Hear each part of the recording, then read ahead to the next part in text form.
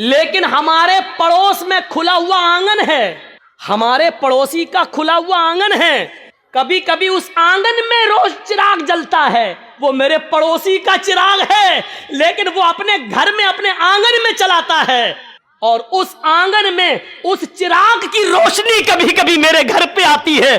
اگر میں اس روشنی میں چراغ جلا سوت پھرا لوں، اس پڑوسی کی روشنی میں اگر میں سوت پھراؤں، چرخا چلاؤں، تو اس پڑوس کی روشنی سے جو سوت میں پھراؤں اور اس کی قیمت میں اپنے مالک سے لوں، تو یہ قیمت میرے لیے حلال ہوگی یا حرام ہوگی؟ کیا میں اس روشنی میں جو چرخا چلا کر جو پیسہ کماؤں وہ میرے لیے جائز ہوگا یا ناجائز ہوگا؟ تصور کرو، امام احمد ابن حنبل غش کھا کے چکر کھا کے گر جاتے ہیں کہ اس دنیا میں اس دور میں ایسی عورتیں بھی موجود ہیں جو تقوی کا ایسا معیار اپنے اندر پیدا کی ہوئی ہیں، ایسا معیار اپنے اندر پیدا کی ہوئی ہیں۔ اس تقوی کی روشنی میں ذرا تصور کرو ہم کہاں ہیں، ہماری روزی کیا ہے، ہمارا مال کیا ہے، ہماری انکم کیا ہے، ہماری انکم آ کہاں سے رہی ہے۔ اس عورت کے سوال کے بعد ہم تصور کریں کہ ہم کہاں کھڑے ہیں۔ پھر کہتے ہیں کہ یہ ہمیں پریشان کر رہا، وہ ہمیں پریشان کر رہا، فلاں کا عذاب۔ کچھ نہیں، ہمارے اعمال ہمیں پریشان کر رہے ہیں، ہمارے کرتوت ہمیں پریشان کر رہے ہیں، ہماری بدعملی ہمیں پریشان کر رہی ہے۔ احمد ابن حنبل رحمۃ اللہ علیہ نے کوئی جواب نہیں، صرف اتنا کہا، اے اللہ کی بندی، اگر تمہیں لگتا ہے تم اس سے مانگنے تو نہیں گئی ہو، تم نے چوری تو نہیں کی ہے، اگر اس کے آنگن میں روشنی جل رہی ہے اور وہ تمہارے آنگن میں آ رہی ہے، تو میرے حساب سے امام احمد ابن حنبل نے کہا اس روشنی میں، چراغ کی اس روشنی میں اگر تم سوت کاٹ لیتی ہو تو میرے حساب سے کوئی غلط تو نہیں ہے، لیکن پھر بھی اگر تم پرہیز کرو اور بچو تو یہ تمہارے لیے زیادہ بہتر ہے۔ یہ احمد ابن حنبل کا، جبکہ چوری نہیں تھی، وہ جلا رہا ہے، دروازہ نہیں ہے، آنگن سے آنگن ملا ہوا ہے، اور اس کے آنگن سے اس چراغ کی روشنی یہاں آ رہی ہے، تو اس میں بھائی آپ کی یہ لائٹ جل رہی ہے، اب ادھر روشنی جا رہی ہے، تو اس آدمی کا کیا قصور ہے؟ تم اگر چاہتے ہو کہ میری روشنی میرے گھر تک رہے تو تمہیں اپنے گھر کا انتظام کرنا ہے، لیکن اگر آپ کے گھر کی روشنی اور آپ کے بلب کی روشنی میرے گھر آ رہی ہے اور آپ یہ کہیں کہ اپنا میری روشنی تیرے گھر کیوں آ رہی ہے، ہٹ اپنا گھر توڑ، تو آپ غلط ہے نا۔ ذرا تصور کرو، احمد ابن حنبل نے جب وہ عورت جانے لگی، وہ بوڑھی عورت، تو احمد ابن حنبل رحمہ اللہ نے لوگوں سے پوچھا کہ یہ جس باپ کی بیٹی ہے، اس کا باپ کوئی معمولی شخص نہیں ہوگا، ضرور کسی اچھے اور نیک باپ کی تربیت ہوگی جس نے ایسی نیک بیٹی پیدا کی ہے۔ ذرا تصور کریے، نبی اکرم کی دعا اس لیے قبول ہوئی کیونکہ آپ سراپا رزق حلال استعمال کرتے تھے، صحابہ کی اس لیے مدد ہوئی اس جنگ بدر میں کیونکہ کسی صحابی نے مال حرام کو اپنا لقمہ نہیں بنایا۔ میرے بھائیوں، 1000 کا لشکر پھر مغلوب ہوتا ہے اور 313 صحابہ کو فتح ہوتی ہے۔ یہ 313 صحابہ جو لڑے، یہ کون سی چیز تھی؟ یہ وہی طاقت تھی، وہی اسپرٹ تھی۔ کون سی؟ ایمان۔ اگر ایمان نہ ہوتا تو لڑتے؟ کچھ نہ کچھ دیر کے لیے بھی ماننا پڑے گا کہ اس لڑکی نے جو جذبات میں آ کے نعرہ لگایا تھا کرناٹک میں، اس کے اندر بھی کچھ ایمانی حرارت تھی، تبھی تو یہ اللہ اکبر کا لفظ نکلا ہے، اس کا انکار نہیں کیا جا سکتا۔ اور بعد میں پتا چلا کہ اس بچی کا باپ عالم ہے، وہ ایک مولانا کی بچی ہے، تو ظاہر بات ہے کہ تربیت تو اچھی رہی ہوگی، ورنہ آج کل سیاسی لیڈروں کی لڑکیاں کہاں نعرہ لگائیں گے اللہ اکبر؟ وہ تو وقت کے دھارے میں بہتے ہیں، وہ تو ہندو لوگوں کا ووٹ لینے کے لیے مندر میں ٹیکا بھی لگوا لیں گے، وہ تو مورتی کے سامنے بھی کھڑے ہو جائیں گے کیونکہ ہمیں ان کا ووٹ چاہیے۔ تو تربیت کا بھی فرق ہوتا ہے۔ ہم اپنی اولاد کو کون سی تربیت دے رہے ہیں، کیسی تربیت ہونی چاہیے، اس پر ہمیں غور کرنا چاہیے۔ جنگ خندق کے بارے میں کبھی سوچا آپ نے؟ جنگ خندق میں کتنے مسلمان تھے؟ آپ سے اگر سوال کریں تو شاید بہت کم لوگوں کو معلوم ہو، صرف 3000 صحابہ، 3000، اور ان 3000 صحابہ کا مقابلہ کتنے کافروں سے تھا، کتنے یہودیوں سے تھا؟ 10,000 کا لشکر۔ کوئی تقابل ہے؟ کوئی مقابلہ ہے؟ ایک طرف 3000، ایک طرف 10,000، وہ ہتھیاروں سے لیس، یہ بیچارے فل ہتھیار نہیں۔ ان 3000 صحابہ کو جنگ خندق پر کافروں سے لڑنے کے لیے اپنی رضامندی کا اظہار جو انہوں نے کیا، یہ 3000 صحابہ کے دل میں جو 10,000 کا خوف نہیں تھا، وہ خوف نکالنے والی طاقت کیا تھی؟ اگر آپ سے سوال کریں تو میری اتنی تقریر کے بعد جو 1 گھنٹے سے زیادہ بولتے ہوئے مجھے ہو گیا، آپ اس نتیجے پر پہنچ گئے ہوں گے کہ 3000 صحابہ جو 10,000 کے مقابلے میں کھڑے ہوئے ہیں اور لڑ رہے ہیں، یہ صرف ایمان کی طاقت تھی. وہ 10,000 سے نہیں ڈر رہے ہیں، وہ صرف ایمان کی طاقت ہے. ان کے دلوں میں اگر ڈر ہے تو صرف ایک اللہ کا ڈر ہے، وہ کسی کا خوف ان کے دلوں میں موجود نہیں ہے. اور جیتے، ان کو فتح ہوئی، ان کو کامیابی ملی. ہم یہ ساری چیزیں بھول جاتے ہیں، ہمیں اس بات کا احساس نہیں ہوتا ہے. بھیا جلدی نکل جاؤ، بتاؤ یہ کہاں جا رہا ہوگا؟ اس کی تو شادی بھی نہیں ہوئی ہے، کہاں بھاگ رہا ہے؟ وہ دیکھو وہ چچا اٹھ کے جا رہے ہیں. بیچ میں جب کوئی اٹھتا ہے تو مجھے پتہ نہیں کیوں اتنا ڈر لگتا ہے.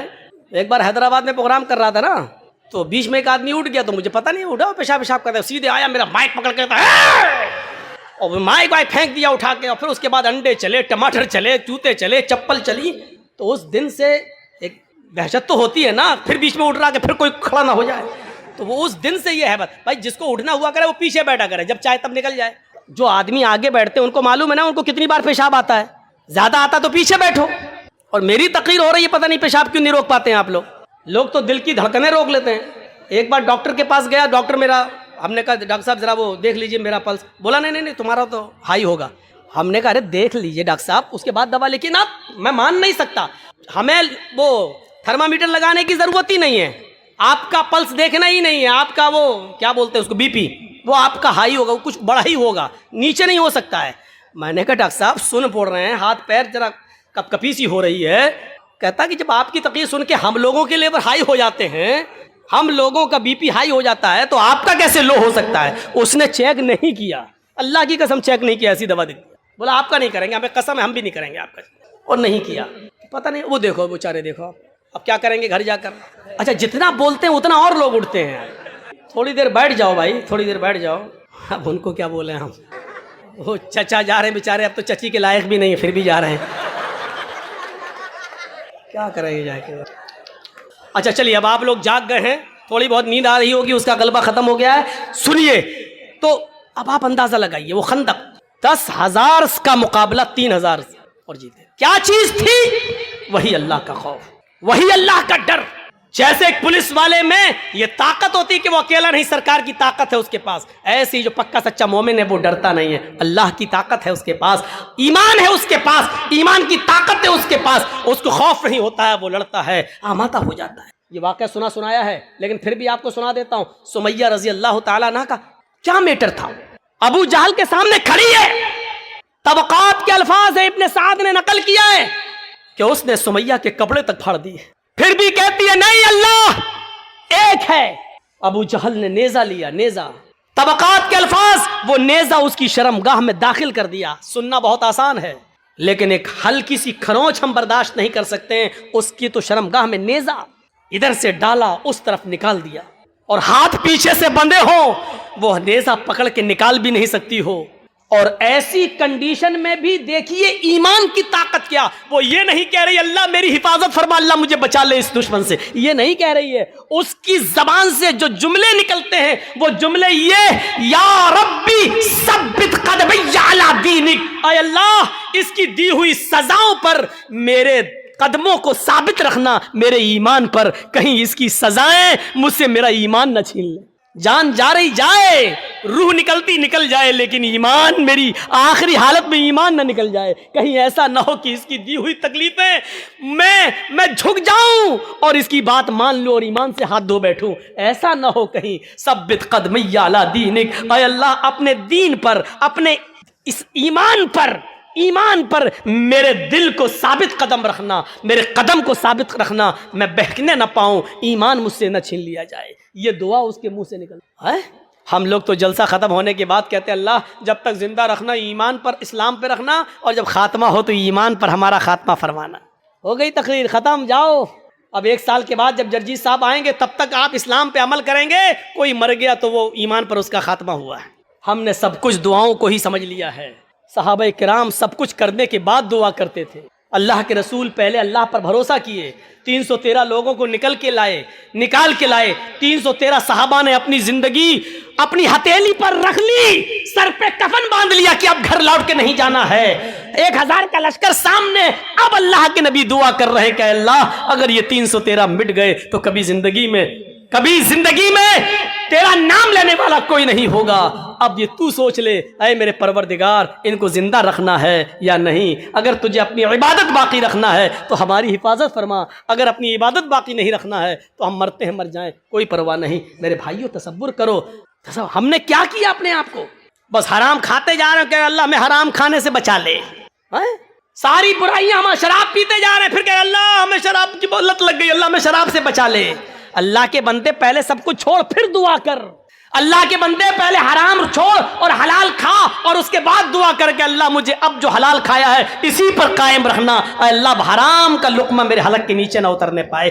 اب دعا کرو، حرام کھاتے جاؤ اور دعا کرو اللہ حرام سے بچا لے، شراب پیتے رہو اور دعا کرو اللہ شراب سے بچا لے، بے پردگی کے ساتھ ہماری ماں بہن بیٹیاں نکلتی رہو اور دعا کرے اللہ ہمیں پردہ کرنے کی توفیق عطا فرما، زندگی میں نہیں ملے گی ایسی توفیق۔ ان اللہ لا یغیر ما بقوم حتی یغیروا ما بانفسہم، اللہ کسی قوم کی حالت اس وقت تک نہیں بدلتا جب تک کہ کوئی قوم اپنی حالت کو خود بدلنے کی فکر نہیں کرتی ہے۔ پہلے ہمیں چینج ہونا پڑے گا، پہلے ہمیں بدلنا پڑے گا۔ پہلے زمانے کی عورتیں اگر اپنے بچوں کو بد دعا بھی دیتی تھی تو اس میں بھی دعا نکلتی تھی، بچہ شرارت کر رہا ہے، کبھی یہ کبھی وہ اٹھایا پھینک دیا، کبھی ماں پریشان، ہائے ماں پریشان، اور ماں نے غصے میں اپنے انداز میں بد دعا دی، لیکن آپ اس کو بد دعا نہیں کہہ سکتے ہو۔ جب دیکھا کہ بچہ بہت شرارت کر رہا ہے تو بد دعا دیتے ہوئے کہا اللہ تجھے کعبے کا امام بنا دے۔ غصے میں بد دعا بھی دی تو اس میں بھی دعا چھلک رہی تھی، یعنی اس زمانے کی عورتوں کو غصے میں بھی ایسی بد دعائیں نہیں معلوم تھی کہ جو بچوں کی زندگی تباہ کر دے۔ ہماری ماؤں کی زبان سے کیا نکلتا؟ کتے مر جاؤ، پریشان کر کے رکھ دیا۔ اب کتا کہتی جا رہی ہے، اب یہ نہیں سوچ رہی کہ کتے کی اماں کون ہوئی، لیکن کہہ رہی کتے مر جاؤ، اور پتہ نہیں کیا کیا وہ کہہ دیتی ہے۔ ایک بچہ شرارت کر رہا ہے اور جب تنگ آ گئی ماں تو غصے میں روتے ہوئے کہتی چل اللہ کرے تجھے کعبے کا امام بنا دے، اور پتہ نہیں کون سی گھڑی میں یہ دعا نکلی اور عرش والے نے اس کو قبول فرمائی، اور وہ بچہ پھر کعبے کا امام بن کر نکلا، اور ایسا امام بنا کہ آج جس کو آج سدیس کے نام سے یاد کیا جاتا ہے، قاری سدیس، یہ کعبے کے جو امام آج بھی موجود ہیں یہ اسی ماں کی دعا کا نتیجہ ہے جو اس نے غصے میں دی تھی، اور اللہ نے اس بچے کو کعبے کا امام بنایا جو آج بھی کعبے کا امام۔ ضرور اس ماں نے اپنی حلق کے نیچے کبھی حرام لقمہ نہیں اتارا ہوگا، اگر حرام لقمہ کھایا ہوتا تو یہ دعا قبول نہ ہوتی۔ ضرور اس ماں کی رگوں میں حلال خون دوڑ رہا تھا، اور حلال خون دوڑنے کی دعا کا نتیجہ تھا کہ وہ بچہ کعبے کا امام بنا۔ اگر آپ چاہتی ہو کہ ہمارے بچے ابن تیمیہ بنے، ہمارے بچے ثناء اللہ مرسری بنے، ہمارے بچے ابن قیم بنے، ابن الجوزی بنے، ہمارے بچے احمد ابن حنبل بنے، ہمارے بچے امام مالک کی طرح بنے، تو آئے میری ماں بہنوں تمہیں اپنی رگوں میں حلال خون دوڑانا پڑے گا، حلال روزی کھانا پڑے گی، رزق حلال کا اہتمام کرنا ہوگا۔ آدھی روٹی صحیح لیکن حلال، بھوکا سو جانا گوارا ہے لیکن حرام لقمہ کھانا گوارا نہ ہو، تب تمہارے کوکھ سے پیدا ہونے والے بچے ابن تیمیہ بنیں گے، ابن قیم بنیں گے، ثناء اللہ بنیں گے، امام مالک بنیں گے، احمد ابن حنبل بنیں گے، تب بنیں گے۔ سب کچھ کھاتی رہو اور کہو کہ اللہ ہمارے بچے کو کعبے کا امام بنا دے، نہیں ہو سکتا۔ یہ تلخ جملے تمہیں سننا پڑیں گے تلخ جملے۔ تصور کرو کیا تھا وہ جذبہ، سمیہ شرمگاہ میں نیزہ داخل، ہاتھ پیچھے سے بندھے، اور پھر بھی اس حالت میں کیا دعا کر رہے ہیں۔ آپ یہ نہیں کہو گے آپ کا بیٹا ہاسپٹل میں بھرتی ہے، وینٹیلیٹر پر رکھا ہوا ہے، یا کوئی باپ وینٹیلیٹر پر رکھا ہے، آپ ہمارے پاس آئیں گے جرجیت صاحب محلدار پاڑا میں آئیں، جمعے کا خطبہ دینا ہے، آپ پرچی لے کے آئیں گے مولانا صاحب جمعے کے خطبے میں کے بعد ہمارے ابو کے لیے دعا کر دیجئے اللہ ان کو شفائے کاملہ عطا فرمائے۔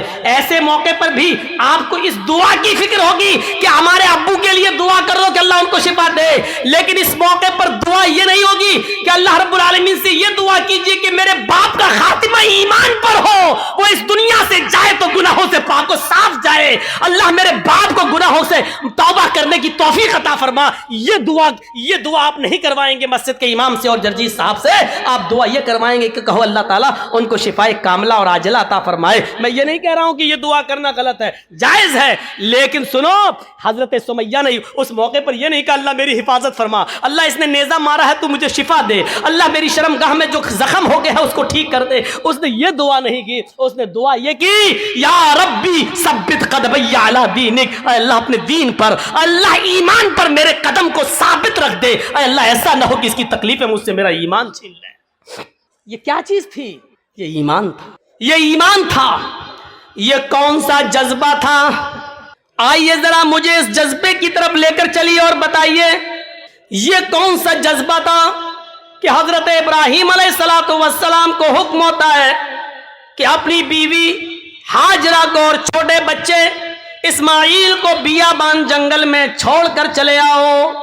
ابراہیم علیہ السلام اپنی بیوی ہاجرہ کو اور اس بچے کو لے کر جا رہے ہیں.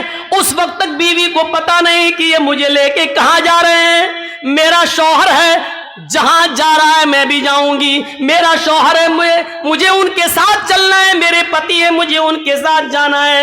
چند دنوں کے سفر کے بعد ایک بیابان جنگل آ جاتا ہے. اس بیابان جنگل کے اندر اپنی بیوی کو چھوڑ دیتے ہیں, اپنے بچے کو چھوڑ دیتے ہیں. ہاجرہ کو اسی جنگل میں چھوڑ دیا. اسماعیل جو ابھی اپنی ماں کا دودھ پیتے ہیں اسی جنگل کے اندر. ہم اذان کے وقت کیرم بورڈ کھیلنا بند نہیں کر سکتے ہیں, ہم اذان کے وقت میچ بند نہیں کر سکتے ہیں. بیوی ہیں, حلال رشتہ ہے, نکاح ہوا ہے, اپنی بیوی کی گود میں سر رکھے ہوئے ہیں, پیار بھری باتیں کر رہے ہیں, سب کچھ, لیکن اذان کی آواز سنی, دھکا دیا, آگے بڑھے, پوچھ رہی تو دیکھ نہیں رہے ہیں. دیکھیں گے تو کہیں بیوی کی کم سن عمر مجھے روک نہ لے. اللہ کی طرف جا رہے ہیں, بھاگ رہے ہیں مسجد کی طرف. اور کیا اما عائشہ کہتی ہیں ایسا لگ رہا جیسے مجھے کئی سالوں سے پہچان. اس سے اندازہ لگائیے نماز کا مقام. سنیے, نماز کسی بھی کنڈیشن میں معاف نہیں. اس سے نماز کا مقام سمجھ رہے ہیں نا کتنا بڑا ہے. فوراً پڑھنا ہے نماز, کسی بھی کنڈیشن میں معاف نہیں, بیماری میں بھی معاف نہیں. کھڑے ہو کے پڑھنے کی طاقت نہیں ہے تو بیٹھ کے پڑھو لیکن معاف نہیں. بیٹھ کے پڑھنے کی طاقت نہیں ہے, لیٹ کے پڑھو لیکن معاف نہیں. لیٹ کے بھی نہیں پڑھ سکتے ہو تو ٹیک لگا کر اشارے سے پڑھو, پڑھنا ہے. گردن ادھر ادھر نہیں ہو رہی ہے تو ہونٹ ہلاؤ اور دعائیں پڑھ لو, پڑھنا ہے. وضو نہیں بنا سکتے تیمم کر لو, اور تیمم کی بھی گنجائش نہیں ہو تو نیت کرو لو کہ ہم نے وضو کر لیا, نیت سے وضو. اٹھ نہیں پاتے تو بیٹھ کے پڑھ لو اسی جگہ. پیشاب کی تھیلی لٹکی ہوئی ہے, نل کی پڑی ہوئی ہے پیشاب کی نلی, اور آپ پیشاب کر رہے ہیں اور وہ آپ کی تھیلی میں آ رہا ہے, ایسی کنڈیشن میں بھی نماز آپ کو پڑھنا ہے. اندازہ لگائیے آپ. کبھی کبھی بہت سے لوگوں کی لیٹرین بند ہو جاتی ہے اور دوسرا راستہ بنا کر تھیلی لٹکا دی جاتی ہے. لیٹرین کی تھیلی لٹکی ہے, نماز کا ٹائم ہو جائے, آپ جا نہیں سکتے, آپ کہیے نہیں نہیں یہ گندگی ہے میرے پاس, میرے ساتھ ہے, وہ تھیلی میں ہے, لیکن نماز آپ کو ادھر بھی پڑھنا ہے. نل کی پیشاب کی لگی ہوئی ہے, آپ کو پھر بھی نماز پڑھنا ہے, کیونکہ اب یہ کنڈیشنز مجبوریوں کی ہے, لیکن نماز تو مجبوری میں بھی معاف نہیں. اچھا, ان باتوں سے ایسا لگ رہا کہ نہیں کہ اپنے گریبانوں میں آدمی جھانک کر دیکھے کہ ہم تو ہٹے کھٹے تندرست موٹے تازے سب کچھ اور کوئی بیماری نہیں, پھر بھی چھوڑ رہے ہیں, جبکہ نماز اس کنڈیشن میں بھی نہیں معاف, پھر بھی پڑھنا. اگر آپ کو ہوش ہے تو پڑھنا ہے, اور اس کنڈیشن میں بھی اگر آپ چھوڑ رہے ہیں نماز تو حضرت عمر نے کیا فرمایا تھا, لا حظ فی الاسلام لمن ترک الصلاۃ. اگر کسی نے اس کنڈیشن میں بھی نماز چھوڑ دی تو اسلام کے اندر اس کا کوئی حصہ نہیں ہے. یہاں سے آپ اندازہ لگائیے نماز کا مقام و مرتبہ.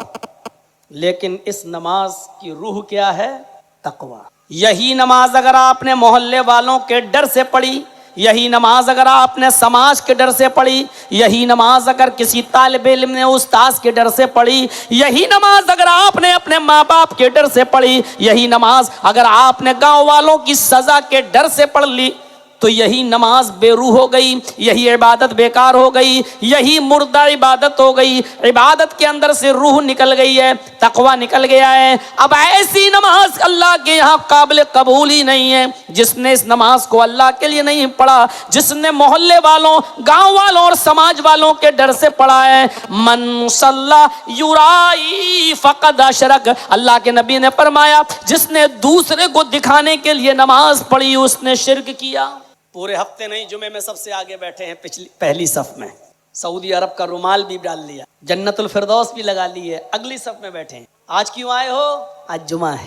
اچھا, پورے ہفتے اللہ نہیں دیکھتا ہے, صرف جمعے کے دن دیکھتا ہے. نہیں مولوی صاحب ایسی بات ہے, آج جمعہ ہے. او اچھا, پورے ہفتے نماز چھوڑی, گناہ نہیں پڑے گا, آج چھوڑ دو گے تو گناہ پڑے گا, یعنی ان دنوں میں اللہ کی طرف سے معاف ہے. نہیں مولوی صاحب معاف نہیں ہے. تو آج کیوں آئے ہو؟ آج جمعہ ہے. اچھا جمعہ ہے تو کیا ہوا؟ ارے مولانا اگر جمعے کی بھی نماز نہیں پڑھیں گے تو محلے والے کیا کہیں گے, گاؤں والے کیا کہیں گے, سماج کے لوگ کیا کہیں گے؟ دیکھو کتنا بڑا کمینہ آدمی ہے, جمعے تک کی نماز نہیں پڑھتا. دیکھیے ایک وقت کی نماز بھی ہم نے پڑھی, وہ بھی گاؤں والوں کے ڈر سے. جرجی صاحب حج کر کے آئے ہیں, اذان ہوئی نماز پڑھنے چلے گئے. جرجی صاحب نماز پڑھنے جا رہے ہیں, ہاں جا رہا ہوں یار, حج کر کے آیا ہوں, نماز نہیں پڑھوں گا. لوگ کہیں گے حاجی ہو کے نماز نہیں پڑھتا, لوگ کہیں گے مولوی ہو کے نماز نہیں پڑھتا. نماز بھی پڑھ رہے ہیں ہم, اور یہ سوچ رہے ہیں کہ اگر نہیں پڑھیں گے تو محلے والے کہیں گے مولوی ہو کے نہیں پڑھتا ہے, حاجی ہو کے نہیں پڑھتا ہے. پتہ یہ چلا کہ یہ نماز اب بے روح ہے, اس کے اندر سے روح نکل چکی ہے. اب یہ نماز مردہ ہے. جیسے مردہ انسان کی کوئی قدر نہیں ہوتی ہے, ایسی ہی مردہ نماز کی بھی اللہ کے ہاں کوئی قدر نہیں ہوگی. مردہ انسان کو ہم قبر میں دفن کر دیتے ہیں, ایسی اس مردہ عبادت کو اللہ ڈسٹ بن میں ڈال دے گا, کوڑے دان میں پھینک دے گا. ایسی نماز کی اللہ کو کوئی حاجت. یہاں سے اندازہ لگائیے. اسی طریقے سے علی ھذا القیاس, ساری عبادتوں کو اسی پر قیاس کریے. روزہ بھی عبادت ہے, اللہ کے ڈر سے ہے تو ٹھیک. یا ایھا الذین آمنوا کتب علیکم الصیام کما کتب علی الذین من قبلکم لعلکم تتقون. مسلمانوں تمہارے اوپر رمضان کے روزے فرض کر دیے گئے ہیں جیسا کہ تم سے پہلے کے لوگوں پر فرض کر دیے گئے تھے. لعلکم تتقون, تاکہ تمہارے اندر تقوی پیدا ہو جائے. دیکھیے روزہ فرض کیوں کیا گیا؟ تاکہ تمہارے اندر تقوی پیدا ہو جائے. اور اللہ نے کیا کہا؟ کتب علیکم الصیام, لکھ دیا گیا. فرض میں اور مکتوب میں فرق ہوتا ہے. کتب علیکم الصیام اس کا مطلب یہ ہے کہ کسی بھی حال میں معاف نہیں ہے. یہ بھی نماز فرض ہے, روزہ بھی فرض ہے, لیکن نماز اور روزے میں فرق اتنا ہے. دونوں عبادتیں فرض ہیں لیکن اتنا ہے, ابھی میں نے کہا نا کہ نماز کسی بھی کنڈیشن میں معاف نہیں ہے اور روزہ بھی کسی بھی کنڈیشن میں معاف نہیں ہے. یہ رخصت ہے لیکن معاف نہیں ہے. لیکن دونوں میں فرق کیا ہے؟ نماز کسی بھی کنڈیشن میں معاف نہیں, لیکن مردوں کے لیے, عورتوں کے لیے ان کی ایک کنڈیشن میں معاف ہے. دیکھ رہے ہیں آپ, بتانے کی ضرورت نہیں ہے, آپ سمجھدار ہیں, جانتے ہیں. ہماری جن ماں بہن بیٹیوں کو پیریڈ آتا ہے, اور فطرت ہے, یہ ان کا نیچرل معاملہ ہے, تو جتنے دن ان کو پیریڈ آتا ہے, اس پیریڈ میں جتنی نمازیں چھوٹیں گی یہ ان عورتوں کے اوپر سے معاف ہیں. اس کو وہ دوبارہ قضا نہیں کریں گی, دہرائیں گی نہیں, پڑھیں گی نہیں, اللہ کی طرف سے بالکل معاف. غور کیجئے, جو نماز مردوں کے اوپر کسی بھی کنڈیشن میں معاف نہیں, عورتوں کے اوپر بھی کسی کنڈیشن میں معاف نہیں. اگر عورت بیمار ہے لیکن پاک ہے, نماز پڑھے گی. عورت اگر بستر پر لیٹی ہوئی ہے, بہت بیمار ہے لیکن ہوش ہے, لیکن نماز پڑھے گی. ہاں صرف پیریڈ کے دنوں میں ان کے اوپر سے نماز معاف ہے. کسی کو 3 دن, کسی کو 5 دن, کسی کو 7 دن پیریڈ آتا ہے, اتنے دنوں میں جو چھوٹیں گی ان کی نمازیں ان کے اوپر سے معاف ہیں. لیکن روزہ ایسا فرض ہے جو عورتوں کے اوپر سے اس کنڈیشن میں وہ چھوڑیں گی تو, لیکن اپنے چھوٹے ہوئے روزے دوسرا رمضان کا مہینہ آنے سے پہلے پہلے وہ پورا کریں گی. یعنی نماز نہیں پڑھیں گی لیکن چھوٹے ہوئے روزے ان کو پورا کرنا ہے. اس کنڈیشن کو ذرا سمجھ لیجیے. نماز کسی کنڈیشن میں معاف نہیں, لیکن ماں بہنوں کے اوپر سے ان کی پیریڈ میں چھوٹی ہوئی نمازیں معاف ہیں. کوئی گناہ نہیں ہے ان کے اوپر اگر اس کنڈیشن میں چھوڑتی ہیں تو. لیکن اگر رمضان کے مہینے میں پیریڈ شروع ہو جائے تو نماز بھی چھوڑیں گی اور روزہ بھی چھوڑیں گی.